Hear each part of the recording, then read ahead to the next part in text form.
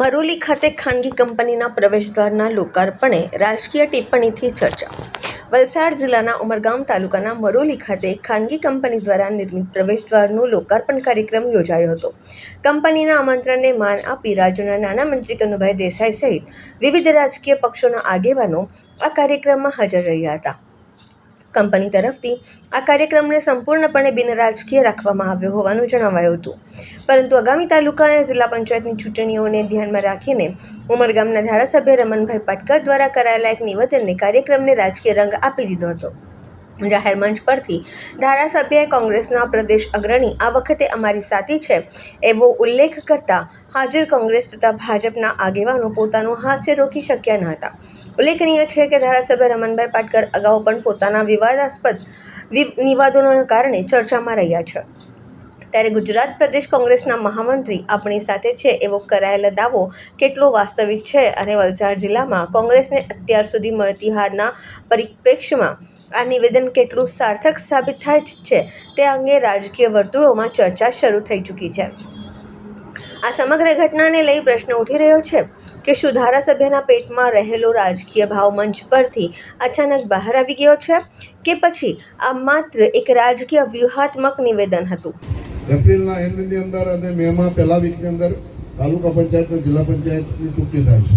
કોળી સમાજમાંથી અમે 3 સરપંચ આપ્યા છે અને એવા સંજોગે તમે એવો સહયોગ અમને આપો કે દરિયા કિનારે પર 89 લાખ મતદારો છે. એ 89 લાખ મતદારો જે છે અને 89,000 મતદારો છે. એ મતદારો તમામ અમારી પાસે અત્યાર સુધી રિપોર્ટિંગ છે કે ભાજપ તરફે ચાલે છે. પણ આ વખત ઉમંગ એવો તમે રાખો કે અહીંયા કોઈ પણ પગ પસંદ નહીં કરે કે હવે આવશે કોણ? મિલનભાઈ તો હવે આપણે હાથે છે, પણ બીજા કોઈ છે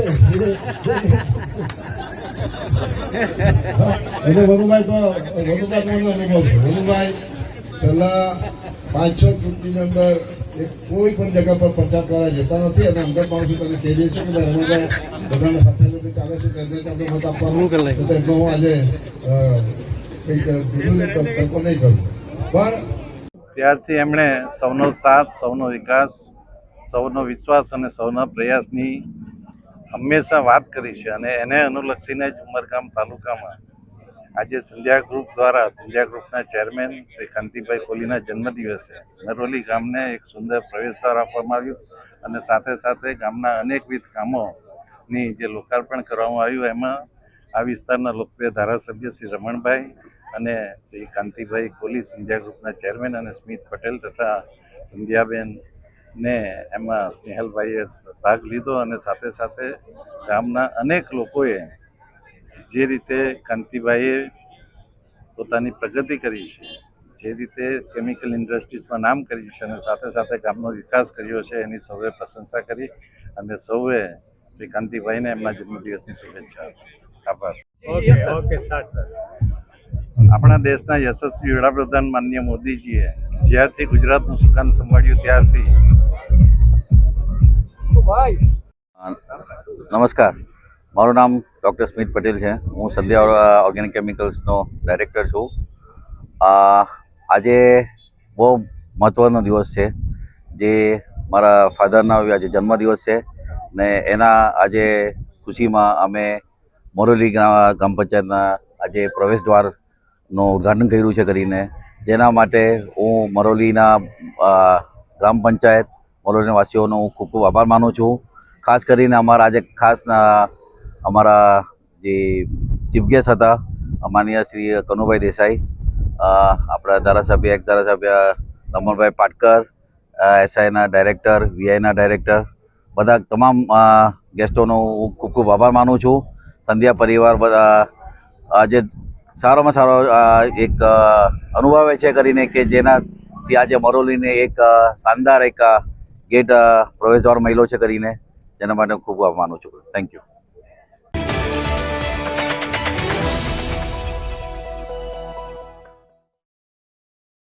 વલસાડના તિથલ રોડની ઘટના. તિથલ રોડ પર આવેલ સરદાર હાઇટ્સમાં લિફ્ટમાં ટેકનિકલ ખામીના કારણે બની દુર્ઘટના. લિફ્ટ 4 પર પહોંચ્યા બાદ લિફ્ટ અચાનક ઉપર ખેંચતા આધેડ ગંભીર રીતે ઇજાગ્રસ્ત આધેડને સારવાર અર્થે ખસેડવામાં આવ્યા. ટેકનિકલ ખામીના કારણે લિફ્ટમાં બની ઘટના હોવાનું અનુમાન. આ સમગ્ર ઘટના લિફ્ટમાં લાગેલા સીસીટીવી કેમેરામાં કેદ થઈ ચૂકી છે.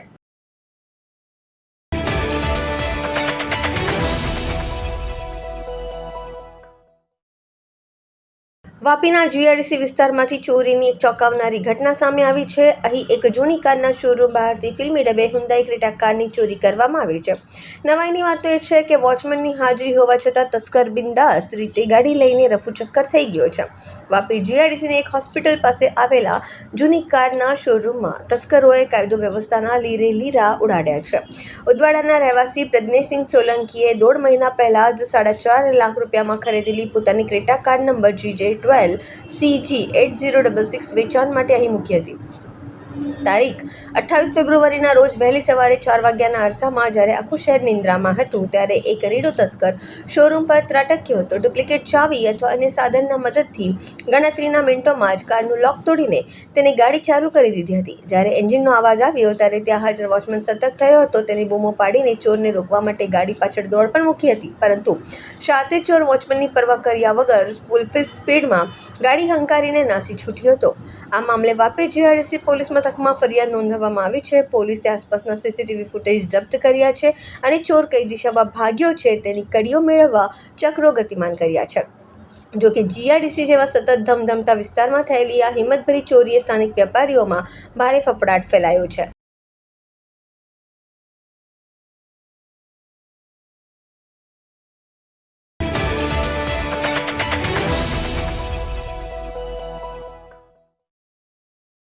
દાદરા નગર હવેલીમાં હોલિકા દહનનું આયોજન કરાયું છે. દાદરા નગર હવેલીના વિવિધ વિસ્તારોમાં હોળી તહેવાર નિમિત્તે હોલિકા દહનનું આયોજન કરવામાં આવ્યું હતું. ભાવિક ભક્તોએ ખુલ્લા મને હોળીની ઉજવણી કરી હતી. સેલવાસના સરસ્વતી ચોક પાસે કાપડી સમાજ દ્વારા સાંઈ મંદિર નજીક આમલી કિલવણી નાકા, ભસ્તા ફળિયા, બહુમાળી, રાધાકૃષ્ણ સોસાયટી, ટોકરખડા સહિત નરોલી ગામે ભવાની મંદિરની બાજુમાં દાદરા ગામના વિવિધ વિસ્તારોમાં હોળીના ફરતે ભાવિક ભક્તોએ ઘાણી ફેરી મારી, મોરવા હોરી હાયડા નાખી પૂજા કરી અર્ચના કરીને ફેરા ફરી હોલિકા માતાના આશીર્વાદ લીધા હતા.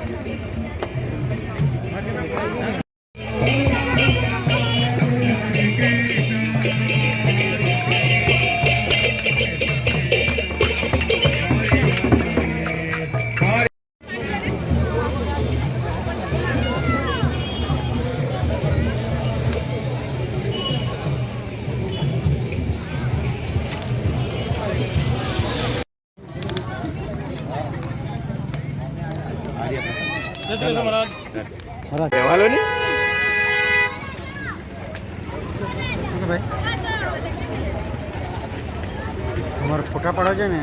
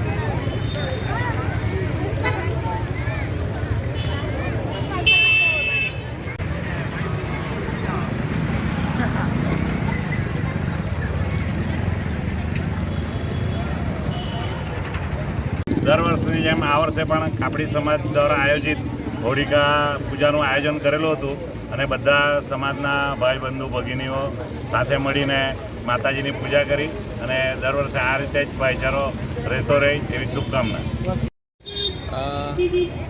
मैं प्रदेशवासियों को होलिका दहन की हार्दिक शुभकामनाएं देता हूँ. हर साल की तरह ये साल भी हम लोग ने सरस्वती चौक पे यहाँ पे होलिका दहन का प्रोग्राम रखा हुआ है, कार्यक्रम रखा हुआ है और आप देख रहे हैं सभी भक्त लोग यहाँ पे आके पूजा अर्चना कर रहे हैं. बस सभी प्रदेशवासियों को वापस एक बार होली की हार्दिक शुभकामनाएं.